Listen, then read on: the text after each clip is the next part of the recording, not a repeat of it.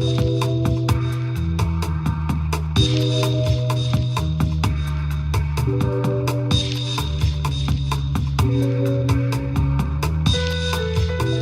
I'm Morgan Peckma, Editor-in-Chief of City and State, and this is Last Look. Today, our guest is Republican State Chairman Ed Cox. Ed, thank you so much for joining us. Morgan, good to be with you. Today, you have an op-ed in the Post about Governor Cuomo's Startup New York program, and it's targeted at making upstate New York more business-friendly. It seems like a program that you could get on board with. Well, look, to use the governor's own words, New York is hemorrhaging jobs because of we're the highest tax state in the United States.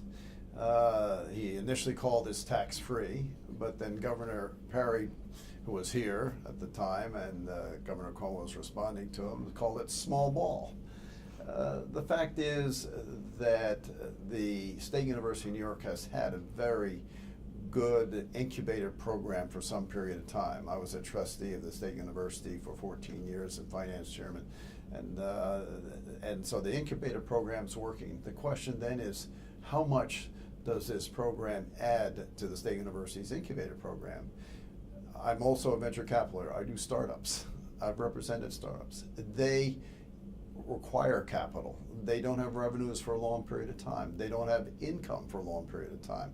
The people who work on it are a small group of low-paid, low-salaried individuals who have equity, large amounts of equity looking to reward when the company eventually goes public. So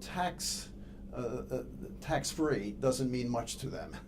So it's really just a Band-Aid on the big hemorrhaging of jobs. What we need is to cut taxes across the board, particularly for small businesses, and for a big impact upstate, cut corporate taxes completely for manufacturers. That we have a very good manufacturing base upstate. I've visited a lot of the companies.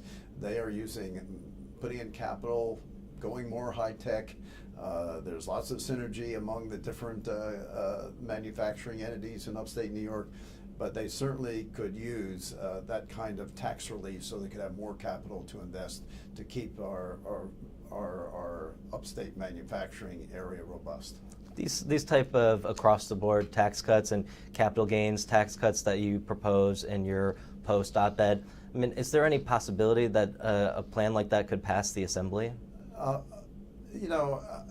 If Andrew Cuomo wanted to do it, I think you could explain it in a way that it makes sense, but they haven't even considered things like a capital gains tax cut. We tax capital gains here in New York State like ordinary income in a very punishing way, so that you're taxed on your entire income, not just your marginal income.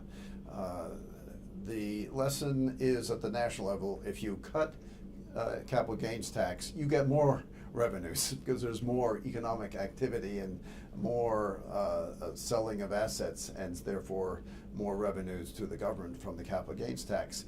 That hasn't even been considered by the Cuomo administration, and it certainly should be one of the first taxes they look at. Manufacturing tax cut wouldn't be that big of a hit, maybe $500 million, and they dole out, as the governor said, $8 billion in economic development benefits every year. And this would be a tax cut that would produce, in the end, more economic activity and more revenues for the governor from the lower taxes. The Cuomo administration, in response to your criticism, has said that if we have an across-the-board tax cut for businesses, that will disproportionately affect New York City and won't have that targeted economic development that he intends for upstate New York. How do you respond to that? When I grew up in New York City, I remember the soot on my windowsill from the manufacturing that was being done in New York. There's no longer soot on the windowsills. We're no longer a manufacturing city. Upstate is. So if you eliminate taxes on corporate income for manufacturers, you're basically talking about upstate New York and maybe Long Island. Why do you think that Dean Skelos has gotten behind the Startup New York program?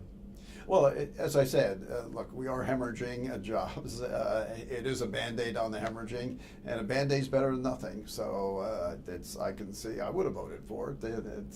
It is a small addition to the incubator program the robust incubator program for startups that the state university has developed over time.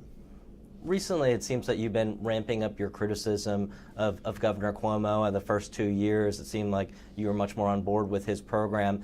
Has he done anything this session that you really approve of? That's a good question.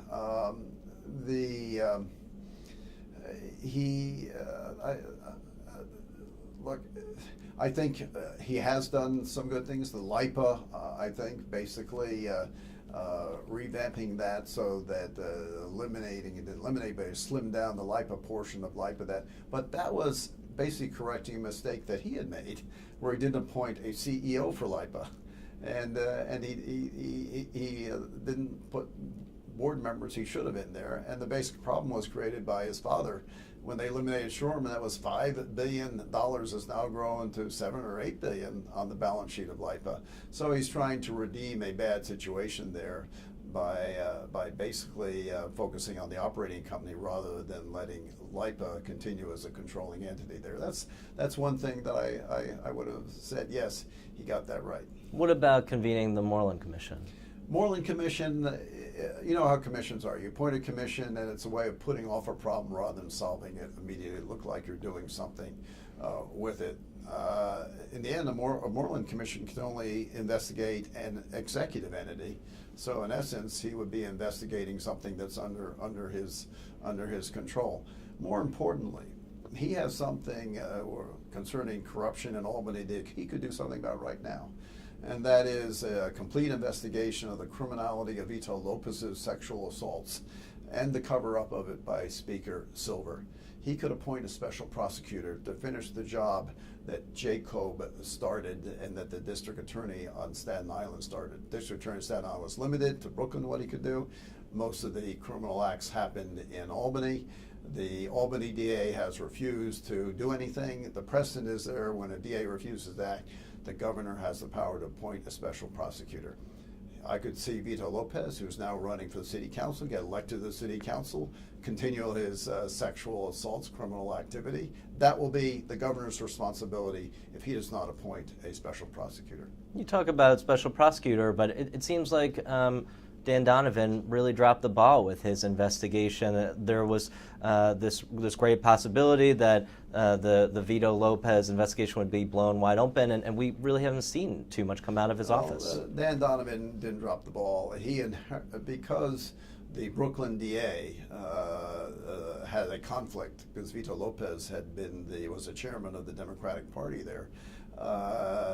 It was assigned to the district attorney of Staten Island, but he only could exercise the jurisdiction in Brooklyn. So he never looked into criminal acts that happened in Albany, and that's where most of them happened. The Democratic DA of Albany, Soares, for whatever reason, has refused to act. That's why the governor should appoint a special prosecutor to finish the investigation of both Vito Lopez and also to have an investigation with respect to Speaker Silver. There's been no official investigation at all of Speaker Silver and his cover-up actions of Vito Lopez's criminality. And and there's a weakness in Jacob, as you know, that in essence the commissioners appointed by a legislative leader can veto any action against that legislative leader, and they clearly did that with respect to Speaker Silver. The way the governor can make his Jacob work, and his answer is, oh, the legislature wouldn't pass it if that's the only way I get it through the legislature. But he could take the action, appoint a special prosecutor, say, I'm doing this now, and future governors should do it also if the commissioners don't take care of their fiduciary duties as commissioners and rather pay attention to the politics of it with respect to the person who appointed them. In your op-ed, you argue that the governor is increasingly vulnerable electorally next year. Is there a voice in the GOP right now who could be an effective messenger for that tax-cutting message that you are putting forth? Oh, look, that's what the message has been from our senators and from our minority in the Assembly. Let's do across-the-board tax cuts for small businesses, for upstate manufacturers. We've been carrying that message for some time, and also we've had county leaders who have done that. Rob Astorino being one in Westchester County, where he has really been the taxpayers' county exec, representing them rather than representing the special interests that always want more government spending in a place such as Westchester County. Lastly, I want to ask you, what do you think is the percentage chance of your party retaking the state Senate next year? I think it's very good. We missed by just 17 votes in the toughest year you could imagine. Obama got 63% at the top of the Democratic ticket. That is, we're the bluest of blue states. That was only surpassed by what Obama got in Hawaii, Vermont, and Rhode Island.